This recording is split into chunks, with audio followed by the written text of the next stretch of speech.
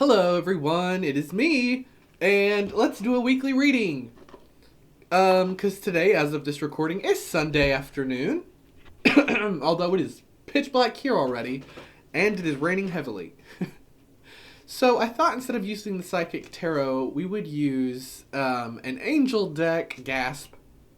Just because I have felt particularly Abrahamic lately. Like I've just been very much into reading Bible parodies, Bible parables, Old Testament mostly. Actually, predominantly, I've been in an Old Testament vengeful God mood. And I think that there's a lot of, we've talked about this before. There's a lot of beauty in Judaism and Christianity, and there's also a lot of bad stuff, but not all of it, does come just from the practitioners, not the source material necessarily. But anywho, yeah. So let's pull some angel themed cards, and see what we get. As sinful, horrible pagans, let's see what we get from this angel themed deck. Okay. So, if you're new here, do check out my other videos. I put up videos pretty much every single week, and usually multiple videos a week. And I'm also on TikTok, I'm on Twitter, I'm on Instagram, and I'm also on Facebook. And on Facebook, I do have on my page a services tab where you can book astrology sessions with me, magical guidance sessions with me, tarot readings, oracle readings, OM readings, or rune readings. You can also follow my link tree down below. It will take you to all of that stuff, all of my social media platforms, and it will also take you to my spring shop where you can look at different types of merch that I offer. Thank you so much in advance for any likes and follows that I do receive. My goal is to eventually hit 1,000 people here on YouTube, so that would be awesome. I've been here on YouTube since 2015. Like December of 2015. So I'm ready to get there. Thanks so much, and let us continue with this. So I broke the deck. I'm just gonna give it a couple shuffles. You know how I am. I like to heavy shuffle. Okay. So I'm just gonna say a little prayer for you. Okay, anyway. It's one of those days. I had very little sleep today and have had several cups of coffee. Okay. Okay.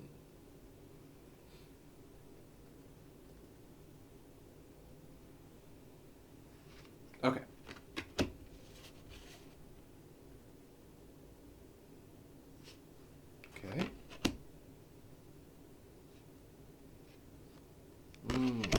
Okay. Okay. God, is this reading just for me? Oh my God, put me on blast. Okay, well, now I have to share it with you anyway. So, first I pulled the clairvoyancy card. Okay, you are profoundly clairvoyant. And I don't worry too much about the writings at the bottom because some of them are really out there to me, a little too new agey. So I just kind of focus on the message, like the overall theme of the card. So, clairvoyancy. Perhaps lately, your intuition has been guiding you through your dreams. I know it has for me specifically. It's been giving you lots of messages, and maybe you don't know how to interpret all those messages. And that is where you need to really start to trust yourself more and look within. Normally, I think I would say, we'll go contact your gods, your guides, your ancestors for help, to develop your intuition and to listen or to discern, to understand what your intuition is telling you. But in this case, I feel like it is saying, just stop. Stop reaching out with all hands, grasping at straws, needing help. Instead, trust yourself. Trust your intuition and trust your answers. Don't look for outward validation for your answers. You already know how to interpret these signs, so just do it. Next, we pulled the God Box card. And what that means is, according to this deck, the God Box is something that you do where you take a message and write it down on a piece of paper and put it in a container.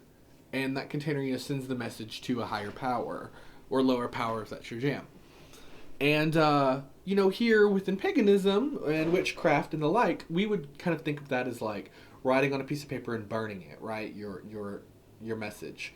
You can certainly do that, or you can make these God boxes, which is like a permanent mailbox that you stuff full of paper, like messages. As you write them, you put them in. And when the box gets full, you can burn them, or you can, if they're on biodegradable paper, you can submerge them into the water. You can bury them, again, if they're biodegradable. You can release them in all sorts of ways to the elements.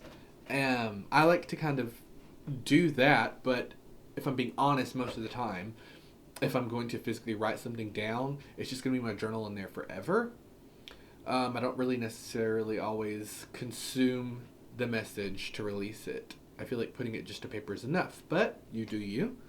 However, so with that said, yeah, you have been getting a lot of messages about a lot of things. And maybe you're just a little overwhelmed with how much messaging you have been getting in terms of visions, vibes, impressions, intuition. So write them all down. Help yourself, catalog it and understand what is the other side, my gods, my guides, my own self. What is trying to get across to me? What is with all these messages? And see if there's any link to them, or just figure out what they are. Period. They might not even be linked. Next, we pulled the sacral chakra, and that's down below, so to say. And I think that is a way for you to tap into your intuition and personal power. Different chakras do different things for different people, and we all have like a power chakra, which is like the one that we work with the most. And I think for you, at this time, your power chakra is the sacral chakra, and it's something you need to embrace more. Your sacral power, your sexual power. And, you know how to do that. So do it. And do it consciously and as a spiritual thing, That will help I'm stumbling over my own words. That will help you clarify more of what is going on here. Because, as I said, I do think you are being overloaded with messages at this time, and you may be thinking, I don't understand why I'm receiving so much stuff at one time. Slow down. So I think to help, as I said, the God Box idea or journaling of any kind, just writing it down, helping you get it all cataloged. The dreams that you've been having, the messages, the vibes from people, whatever. Write it down. But also, alternatively or in tandem, call upon your sacral power to help you in this journey, in this mission. And that might sound bizarre, if you've never done like Tantra, or if you've never thought of using that power in that way. That energy, that power is so strong. You can use that energy in any way you want. It doesn't have to be just for the fulfillment of like an orgasm. You know what I mean? So, anywho, that's a lot to unload on you at once. Jeez. But then again, that's what the first card was about, is you're being given a lot right now.